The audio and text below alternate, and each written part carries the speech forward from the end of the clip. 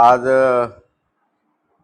जिल्हाधिकारी नांदेड आणि जलसंपदा विभाग नांदेड यांच्याकडे आम्ही या दोन्ही तालुक्यातल्या शेतकऱ्याच्या वतीनं निवेदन पाठवलेलं आहे।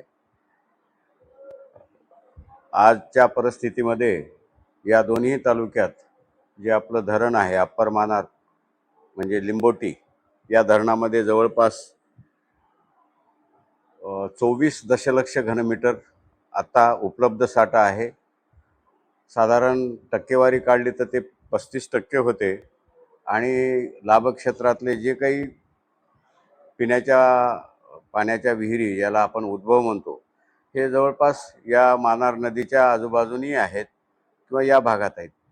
पाण्याची पातळी खाली गेली असल्यामुळे पिण्याच्या पाण्याचाही प्रश्न तयार झालेला आहे, जनावरांच्या पाण्याचाही प्रश्न तयार झालेला आहे आणि अनेक भागातून शेतकऱ्याची मागणी येते की आपल्याला एक आवर्तन लिंबोटी धरणाचं लाभक्षेत्राचं सोडलं तर मग किमान काही जणांनी काही हळदीची लागवड केली, काही कपाशीची लागवड केली, त्याला फायदा होईल, नाही तर नुकसान होईल। कारण पाऊस थोडा लांबल्यामुळे आणि आपल्याकडे उपलब्ध साठा आहे, अगदी 4-5 दशलक्ष घनमीटरमध्येही सुद्धा आपलं एक आवर्तन होऊन जाते आणि मग या परिस्थितीमध्ये या भागातल्या शेतकऱ्याला थोडा दिलासा होईल, नुकसानीपासून टळेल।